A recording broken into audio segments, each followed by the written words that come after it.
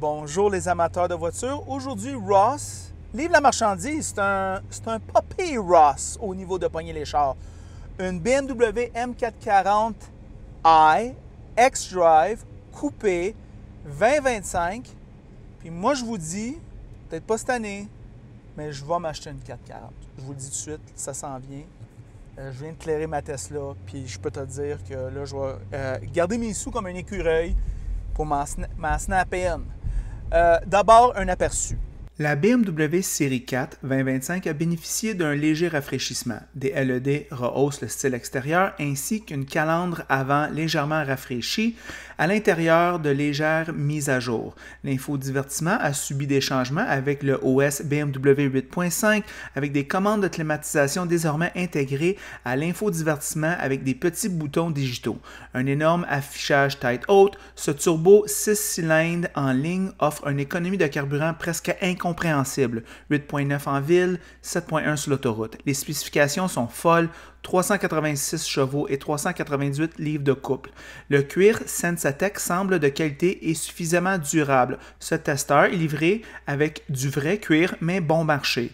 Restez avec le synthétique, il coûte moins cher et il est probablement plus durable. L'intégration des téléphones intelligents se fait maintenant avec un code QR. Les aides à la conduite sont bonnes, le volant M est incroyable, la boîte automatique à 8 vitesses est télépathique, la transmission intégrale est orientée vers la propulsion. Objectivement, c'est excellent. Personnellement, c'est un nouveau numéro 1 pour moi. Alors, nous voilà de retour. Bel exposé sur toutes les qualités techniques de cette voiture-là. Ross, qu'est-ce que tu en penses de ce véhicule-là? Bien, non évalué selon les l'IHS. Mais j'ai pas trop de crainte sur les produits BMW. C'est des véhicules qui me rassurent par leur comportement routier puis la sécurité passive de ces véhicules-là. Très bien construits de ce point de vue-là. Deuxième génération, OK, on va dire la série 4 coupée. Et puis, de ce point de vue-là, ben, à chaque fois quand j'en essaie une, je tombe en amour. Oui. La braquette de prix, ben là, ça peut varier parce qu'on connaît le manufacturier allemand. Les prix de base, sans option, varient de 61 852 $ à 75 452 $. Évidemment, chaque version peut avoir ses options appropriées selon votre goût. Ouais.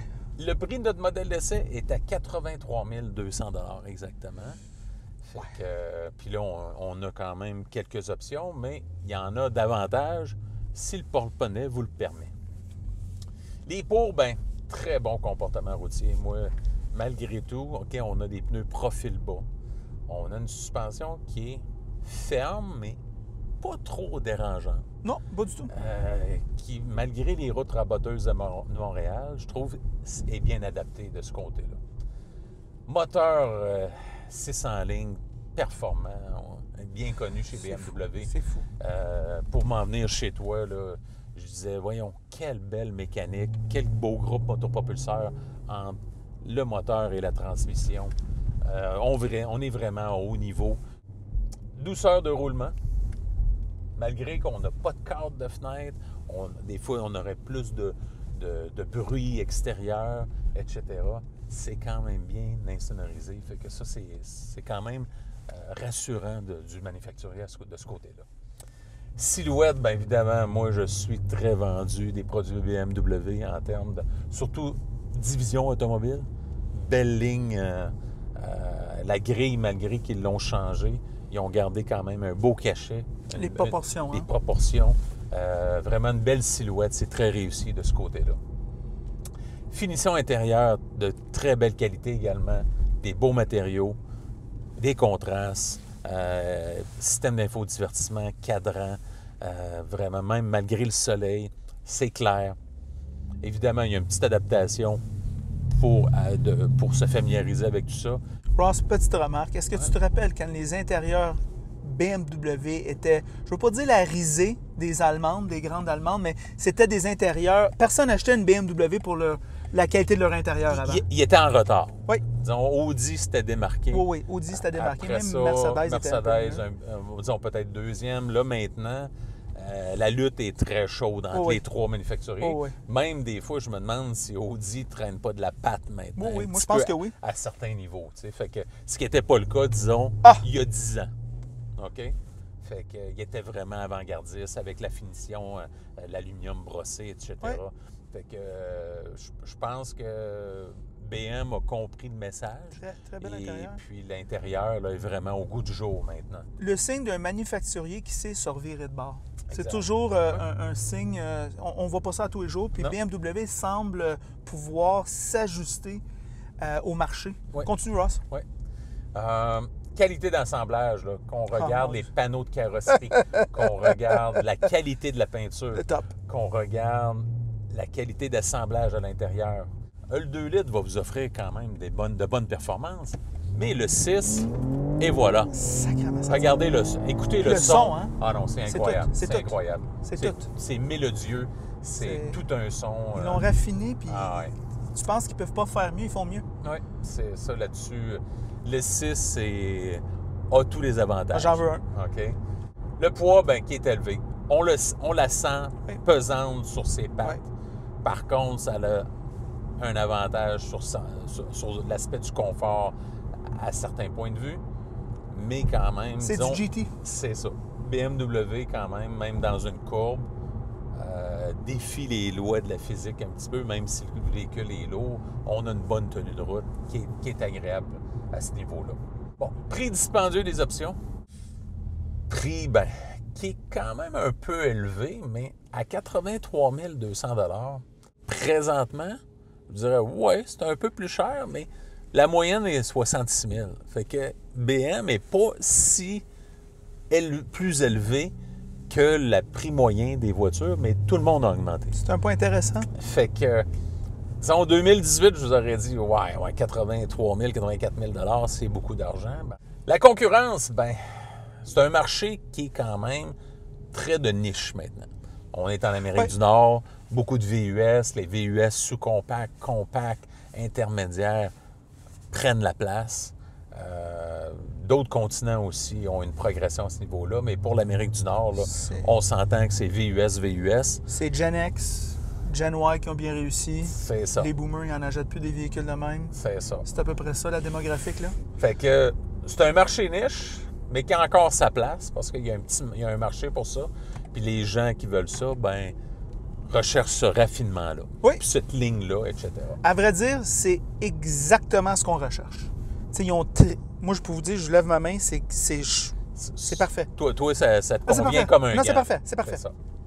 Fait que la concurrence, il n'y a pas beaucoup de joueurs, mais les joueurs qui sont là sont sérieux. Oui. OK? On parle d'une Audi S5. Eh oui. On pourrait passer à une Cadillac CT5 également, Oui. qui est un autre joueur intéressant. Oui. Lexus RC 350, Oh oui. all-wheel drive, qui est pas méchant du tout.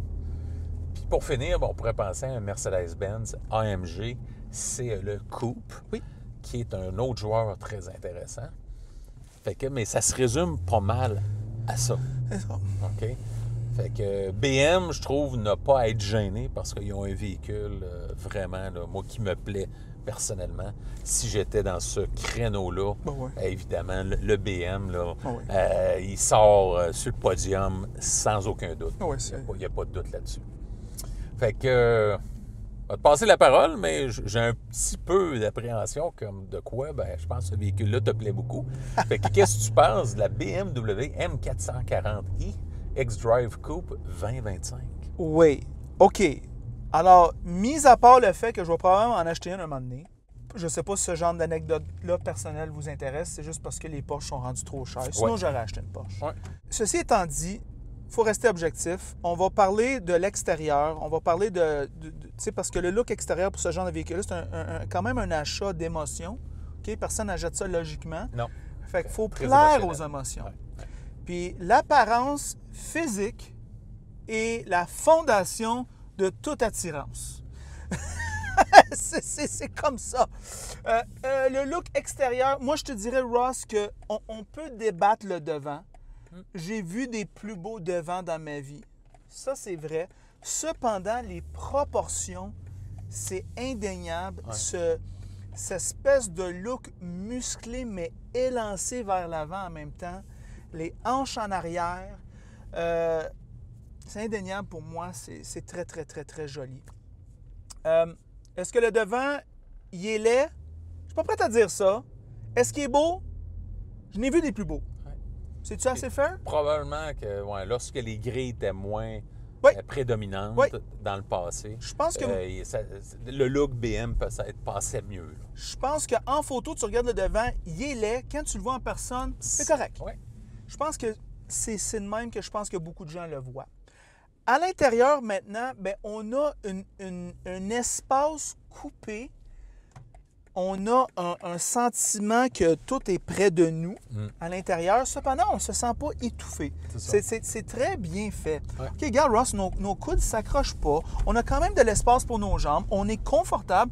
Moi, Ross, je te propose qu'on est capable de faire plus d'1 heure assis ici, là, sur la grande route. Là. Facile. Je ne veux pas dire que je veux descendre à Vancouver avec ça, là, mais je suis capable de monter à Québec, je pense. Je suis capable de partir de Saint-Jérôme-Beach, où est-ce que j'habite, puis aller sur la Rive-Sud. Ouais. OK? Puis faire les 2 ponts, puis le trafic, puis toute la crise de merde, puis je vais y arriver. Fait que vraiment, pour des performances et une tenue de route et une vocation quand même assez sportive, c'est quand même... Le range est excellent. OK? Puis ça, ben là, on est dans le GT. Right? On est vraiment dans le GT. On n'est pas dans la voiture sportive nerveuse. Je pense qu'il faut aller du côté de la série 2 pour ça maintenant, si on veut avoir ce genre d'expérience-là. Une M2. Là. Oui, exactement. Assis ici, ben, on va parler du groupe motopropulseur, on va parler de la transmission. Ross, une transmission automatique, une bonne transmission automatique, c'est un engin qui va faire des décisions pour nous et va prendre soit des aussi bonnes, sinon des meilleures décisions que nous. Moi, je pense que BMW livre la marchandise. Et va être agencé avec les caractéristiques de puissance du moteur. Right? C'est ça, une bonne transmission automatique. Moi, je pense que BMW livre la marchandise. Ils l'ont toujours livré, Colin. Tout à fait. Celle-là, encore plus en 2020. Oui. Ils sont vraiment winners. Puis le moteur, il est écœurant, le moteur.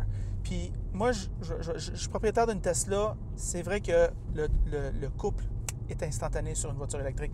C'est vrai, toutes ces choses-là, mais il y a quelque chose du ronronnement et de la caractéristique de puissance où ça augmente et ça crie en même temps. C'est très sensoriel, ça, au niveau de l'expérience de conduite, que peut-être les voitures électriques n'ont pas. C'est l'inverse. L'électrique t'offre cette émotion-là au départ, mais après, on a l'impression que ça s'essouffle à plus haute vitesse. Tandis que ça, c'est l'inverse. Oui, c'est ça.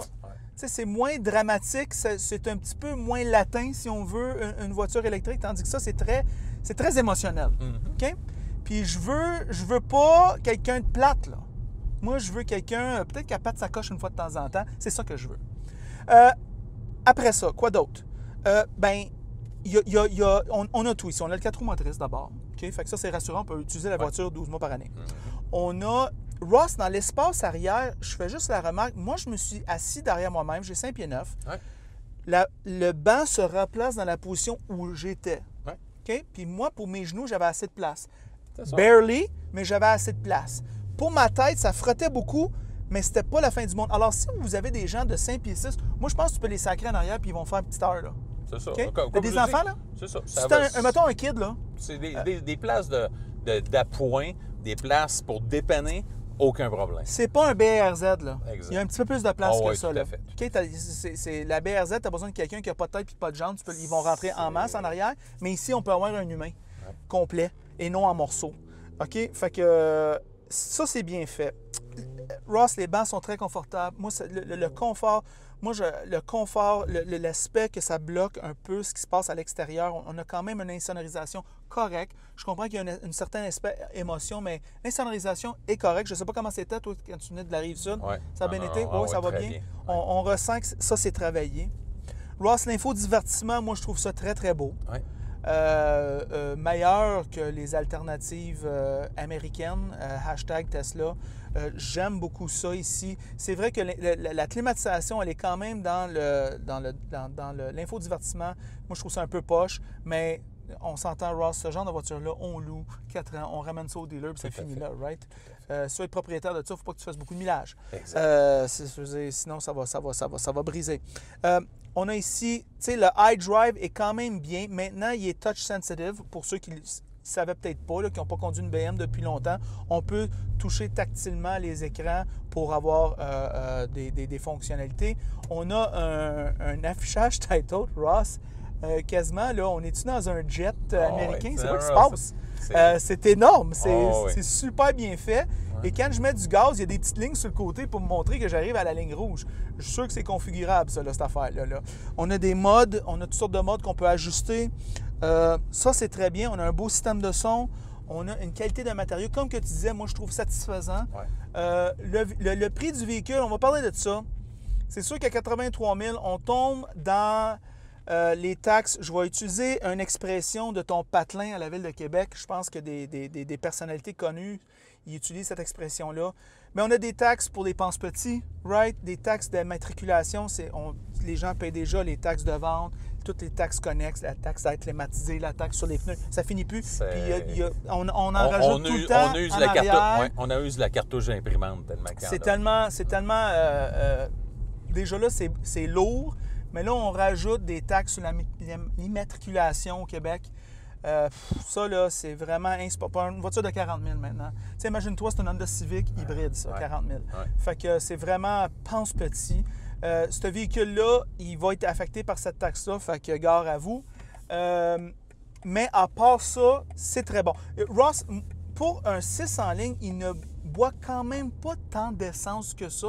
C'est quand même... Non, c'est raisonnable. C'est raisonnable. Je ne suis pas en train de dire que c'est un 4 cylindres, d'accord, là. Mais... Surtout sur l'autoroute, là, il est vraiment économe. Oui, des grosses bottines qu'il y a en plus. C'est très difficile d'avoir une bonne économie d'essence sur l'autoroute quand tu as de si grosses bottines. Puis un look est quand même... Hey, c'est pas évident, là. Aérodynamiquement parlant. Alors, très, très bien à ce niveau-là. Ross... Moi, je pense que BMW, en termes de les Allemands, domine.